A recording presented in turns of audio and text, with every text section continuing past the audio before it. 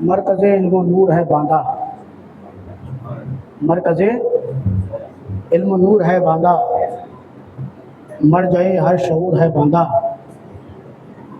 مرکز علم و نور ہے باندھا، مرجع ہر شعور ہے باندھا، فیض دارالعلوم سے مظہر، فیض دارالعلوم سے مظہر جاہلیت سے دور ہے باندھا۔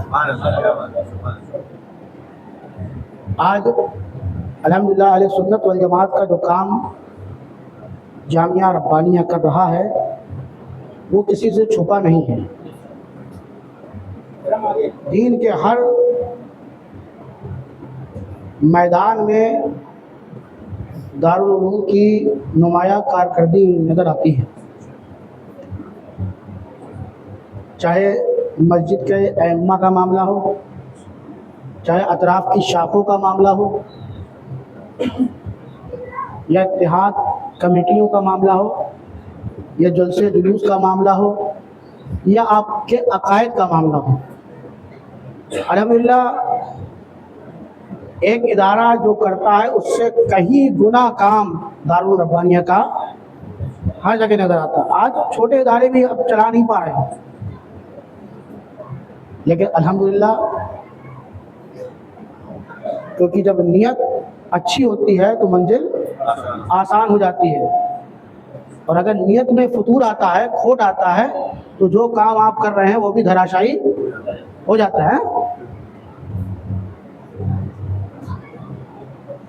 میں نے حدیث پاک کی تلاوت کا شرف حاصل کیا، طلب العلم فریضۃ علی کل مسلم و مسلمہ، علم دین کا حاصل کرنا، علم کا حاصل کرنا ہر مرد عورت پر فرض ہے۔ کس پر بولتے ہیں؟ یہ ہاں، مرد ہی مرد نہیں ہے، ہر مرد اور عورت پر فرض ہے، کیونکہ مرد کا پڑھنا فرد کا پڑھنا ہے۔ بات سمجھیے گا، مرد کا پڑھنا فرد کا پڑھنا ہے، اور عورت کا پڑھنا پورے معاشرے کا پڑھنا ہے۔ اس کا مطلب یہ بھی نہیں کہ اب عورتوں کو پڑھانے لگے آپ نہ پڑھیں، کیونکہ انسان مرد جو ہوتا ہے کاموں میں لگ جاتا ہے۔ ہر آدمی پڑھ کر عالم بننے کے بعد امامت کرے، مدرس کا کام انجام دے، ضروری نہیں ہے۔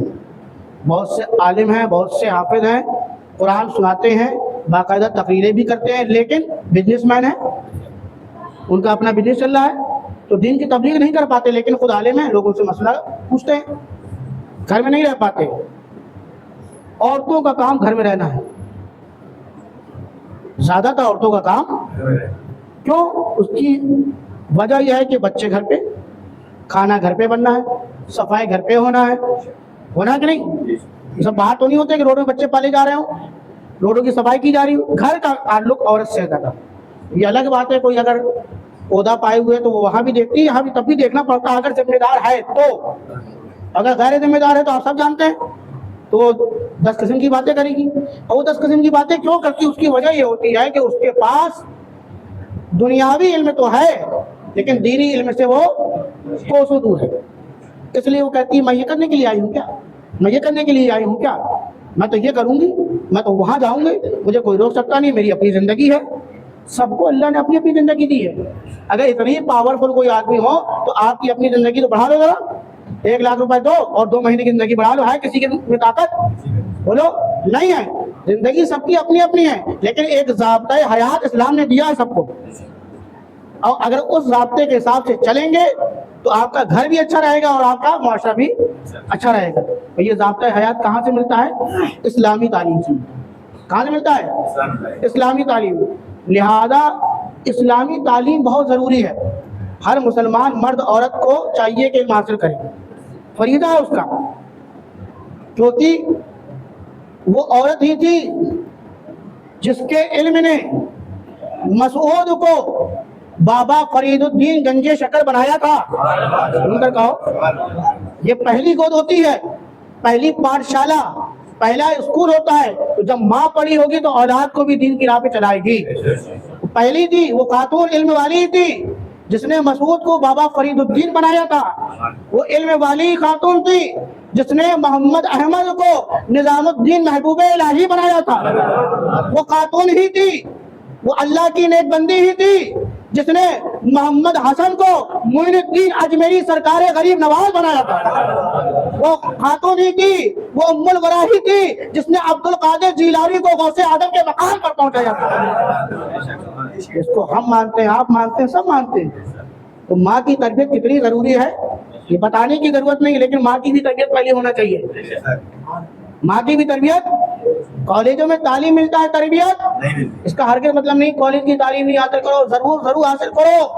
ایجوکیشن ضروری ہے، دنیاوی تعلیم ضروری ہے، لیکن دین سے اگر دور جاؤ گے تو دنیا کسی نہ کسی طرح بن جائے گی، آخرت بننے والی نہیں ہے۔ اور ہر آدمی کو، ہر مسلمان کو آخرت کی فکر ہونا چاہیے۔ آخرت اگر سنور گئی تو سب کچھ بھلا ہے، اور اگر آخرت برباد ہو گئی تو سب کچھ چلا گیا۔ اللہ تعالیٰ ہمیں سمجھنے کی توفیق عطا فرمائے۔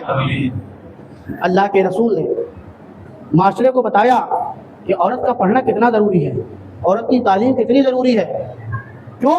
کیونکہ بہت سارے ایسے مسئلے ہوتے ہیں کہ ہم لوگوں کے پاس، عالموں کے پاس لوگ آتے ہیں کہ گھر کا یہ مسئلہ تھوڑا آپ بتا دیجیے۔ اگر کوئی صحیح ٹھیک ٹھاک مل گیا تو بتا دیتا ہے، ورنہ وہ نہیں پتا تو کہتا ہمیں نہیں معلوم۔ لیکن اگر آپ کے گھر میں کوئی، آپ کی خاتون، آپ کی بہن بیٹی میں کوئی پڑھ جائے، عالمہ بن جائے، تو اب پورے معاشرے کا مسئلہ وہ اکیلے طے کر سکتی ہے، کیونکہ اب در در جانے کی ضرورت نہیں ہے، کیونکہ گھر میں خود عالمہ موجود ہے، گھر میں خود فاضلہ موجود ہے۔ ہمیں سمجھنے کی توفیق اللہ تبارک و تعالیٰ عطا فرمائے۔ اللہ کے رسول نے زندگی دی، طریقہ بتایا۔ عالم کا مرتبہ تو ویسے ہی بہت بڑا ہے، عالم کا مرتبہ ویسے ہی بڑا ہے۔ اللہ کے رسول فرماتے ہیں، بلکہ ایک واقعہ مجھے یاد آ رہا ہے کہ اللہ کے رسول سے ایک صحابی رسول نے سوال کیا، رسول اللہ عالم افضل ہے کہ عابد؟ کیا پوچھا؟ عالم افضل ہے کہ عابد؟ عابد کا مطلب جانتے ہیں؟ جو 5 نمازیں تو پڑھتا ہو، ساتھ میں نفلی عبادت بھی کرتا ہو، چاش، اشراق، اوابین، نفل رات بھر پڑھے، زیادہ سے زیادہ کثرت سے درود پاک پڑھے اور دیگر نفلی کام کرے، اسے کہتے ہیں عابد۔ کیا پوچھا ہے اللہ کے رسول سے؟ عالم افضل ہے کہ عابد؟ سرکار مسکرا دیے، سرکار مسکرائے تو صحابی رسول اللہ کے رسول اللہ مسکرا رہے ہیں۔ کہا تم نے سوال ہی ایسا کیا، میں ہی نہیں مسکرا رہا بلکہ اس سوال سے فرشتے بھی مسکرا رہے ہیں، اور ان کو بھی تعجب ہو رہا ہے تم پوچھ کیا رہے ہو یا رسول اللہ کیا مسئلہ ہے؟ سرکار نے پھر جواب دیا، سرکار فرماتے ہیں العالم افضل من 70,000 عابد متحجد قائم اللیل وصائم النہار۔ سرکار نے جواب بتا دیا کہ ایک عالم، میرا ایک دین کا عالم، ایک عالم 70,000 عابدوں سے، اور ان عابدوں سے جو رات بھر عبادت کرے اور دن میں روزہ رکھے، پھر بھی ان 70,000 عابدوں سے میرا دین کا عالم افضل ہے، اعلیٰ ہے، بہتر ہے۔ ایک عالم 70,000 عابد، اور ایسے عابد نہیں جسے نفلی پڑھتے ہو، رات بھر عبادت کرتے ہو، دن میں روزہ رکھتے ہو، پھر بھی اس عالم کے مقام کو 70,000 عابد نہیں پا سکتے۔ اتنا بڑا مرتبہ ہے۔ ایک بار میں نے پہلے بھی بتایا تھا کہ ایک عالم 400، اگر اللہ نے اسے جنت دی، اللہ سے دعا کیجیے اللہ تعالیٰ جو بھی علم حاصل کر رہے ہیں، علم دین حاصل کر رہے ہیں، ان کو عالم بعمل بنائے۔ کیا بنائے؟ ایک ہوتا عالم، ایک ہوتا عالم بعمل۔ عالم کا مطلب پڑھ تو لیا، عمل کچھ نہیں ہے صاحب، نماز کے بارے میں جانتے ہیں، پڑھتے ہیں نہیں، روزے کے بارے میں جانتے ہیں، روزہ رکھتے ہیں، جھوٹا لگا بولتے رہتے ہیں۔ ایسا عالم کسی کام کا نہیں ہے، وہ تو خود بھی گمراہ ہو رہا ہے اور دوسروں کو بھی۔ ظاہر سی بات ہے، جیسا رہبر ہوگا ویسی اس کی فوج ہوگی، ہے نا۔ جب وہ خود نہیں پڑھے گا تو اپنے شاگردوں کیا کہہ کے نماز پڑھو، اما کی فرما برداری کرو، ابا کا نہ مانو، تو یہ لے کے عابد۔ سرکار مسکرا دی، سرکار مسکرائے تو صحابی رسول اللہ کے رسول اللہ مسکرا رہے ہیں۔ کہا تم نے سوال ہی ایسا کیا، میں ہی نہیں مسکرا رہا بلکہ اس سوال سے فرشتے بھی مسکرا رہے ہیں، اور ان کو بھی تعجب ہو رہا ہے تم پوچھ کیا رہے ہو یا رسول اللہ کیا مسئلہ ہے؟ سرکار نے پھر جواب دیا، سرکار فرماتے ہیں العالم افضل من 70,000 عابد متحجد قائم اللیل وصائم النہار۔ سرکار نے جواب بتا دیا کہ ایک عالم، میرا ایک دین کا عالم، ایک عالم 70,000 عابدوں سے، اور ان عابدوں سے جو رات بھر عبادت کرے اور دن میں روزہ رکھے، پھر بھی ان 70,000 عابدوں سے میرا دین کا عالم افضل ہے، اعلیٰ ہے، بہتر ہے۔ ایک عالم 70,000 عابد، اور ایسے عابد نہیں جسے نفلی پڑھتے ہو، رات بھر عبادت کرتے ہو، دن میں روزہ رکھتے ہو، پھر بھی اس عالم کے مقام کو 70,000 عابد نہیں پا سکتے۔ کتنا بڑا مرتبہ ہے۔ ایک بار میں نے پہلے بھی بتایا تھا کہ ایک عالم 400، اگر اللہ نے اسے جنت دی، اللہ سے دعا کیجیے اللہ تعالیٰ جو بھی علم حاصل کر رہے ہیں، علم دین حاصل کر رہے ہیں، ان کو عالم بعمل بنائے۔ کیا بنائے؟ ایک ہوتا عالم، ایک ہوتا عالم بعمل۔ عالم کا مطلب پڑھ تو لیا، عمل کچھ نہیں ہے صاحب، نماز کے بارے میں جانتے ہیں پڑھتے ہیں نہیں، روزے کے بارے میں جانتے ہیں روزہ رکھتے ہیں، جھوٹا لگا بولتے رہتے ہیں، ایسا عالم کسی کام کا نہیں ہے۔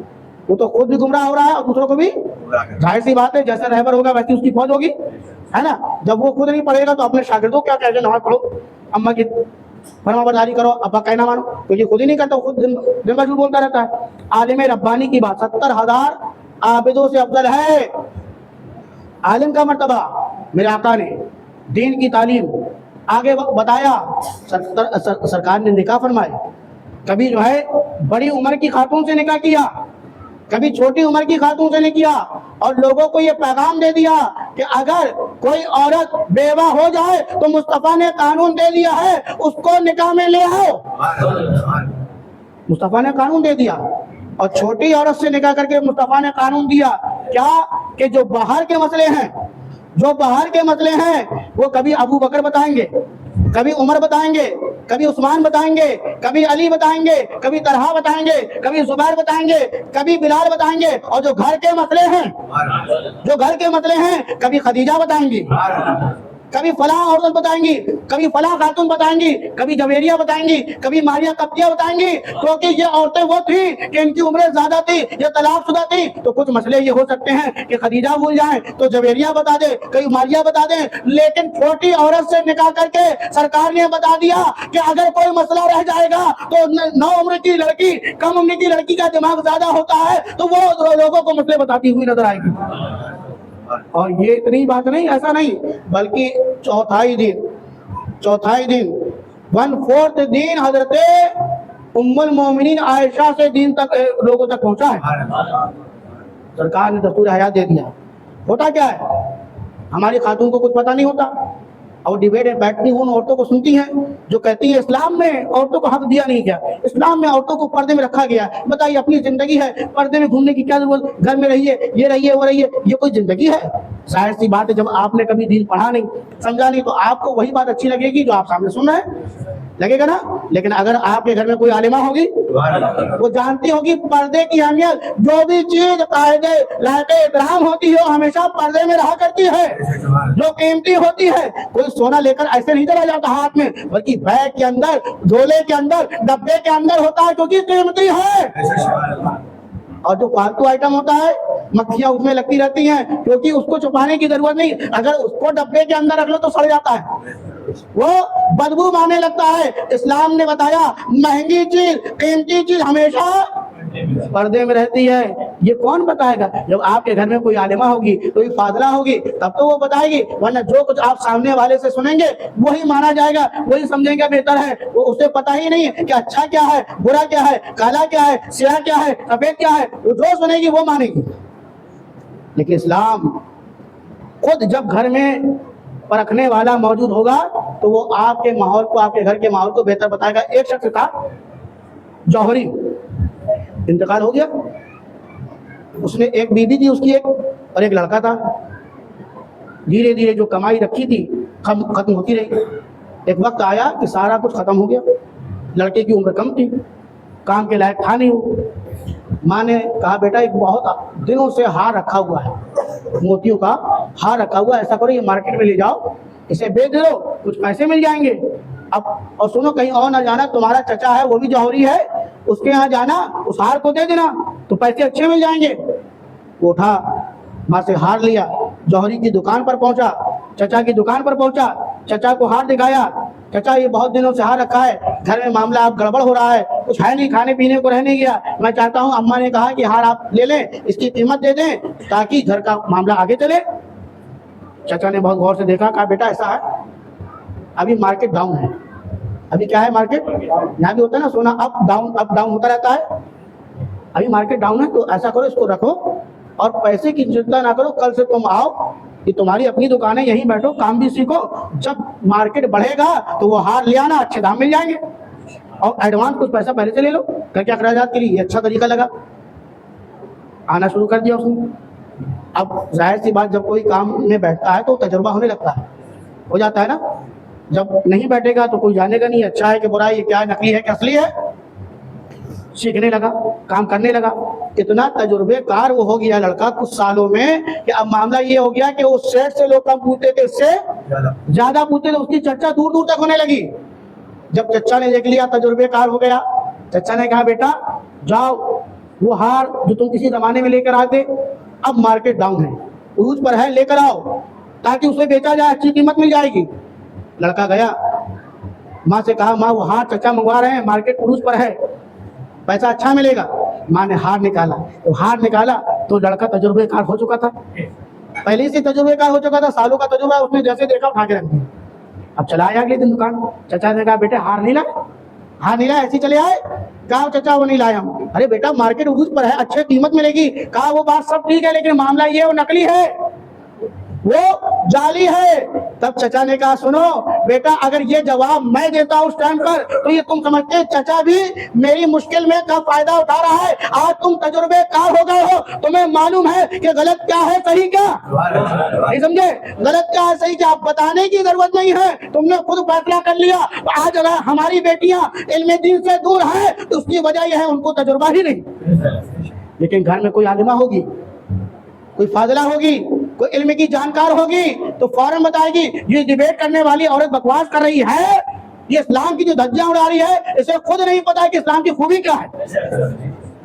आप चाहते हैं ना कि आपके इलाके में भी कोई आलिमा रहे, कोई फाजिला रहे, कोई दीन की रहनुमा रहे, ताकि आपको दर दर जाना ना पड़े। अल्हम्दुलिल्लाह दारुल रब्बानिया ने ये काम तो बहुत पहले किया है कि आलिम बना रहा है। 55 साल हो गए तकरीबन, अतराफ में जितने मदरसे खुल रहे हैं या खुल चुके हैं, ज्यादातर दारुल उलूम रब्बानिया के ही मुबल्लिगीन हैं, मुदर्रिसीन हैं जो यहाँ से पढ़े हैं और उधर इदारा खुले बैठे हैं। ये तो आपको सबको मालूम है। अल्हम्दुलिल्लाह एक कदम आगे बढ़कर एक काम और होने जा रहा है, यूं कर कहिए सुभान अल्लाह। जिसकी कमी है हुसैनगंज में मदरसा सैयद मजहर रब्बानी मदरसा लिल बनात, लड़कियों के लिए मदरसा कायम किया जा रहा है। सुनकर कहिए कितनी बड़ी बात है। इतना बड़ा इदारा चलाने के बाद, अतराफ के लोगों को ताउन देने के बाद, फिर भी लड़कियों के मुस्तकबिल की अगर कोई सोच रहा है तो दारुल उलूम सोच रहा है, रब्बानिया सोच रहा है। ये छोटी मोटी बात नहीं है। और ऐसा मैंने सुना भी कि बहुत सी लड़कियां चाहती हैं कि हम जाएं इल्म दीन सीखे, लेकिन मसला ये है कोई मदरसा सुन्नियों का है नहीं, तो जहाँ जगह मिलती है वहाँ चली जाती। अब आप भी नहीं कुछ कह सकते, हम भी कुछ नहीं कह सकते, भाई उनका शौक है, आप रोक भी नहीं सकते। अल्हम्दुलिल्लाह 4 तारीख कल है, कल से एडमिशन ओपन होने जा रहे हैं, बाहर पर्चे बटेंगे, आप लोग जरूर ले जाइएगा पर्चे, हिंदी में भी है, उर्दू में भी है, आप पढ़िए।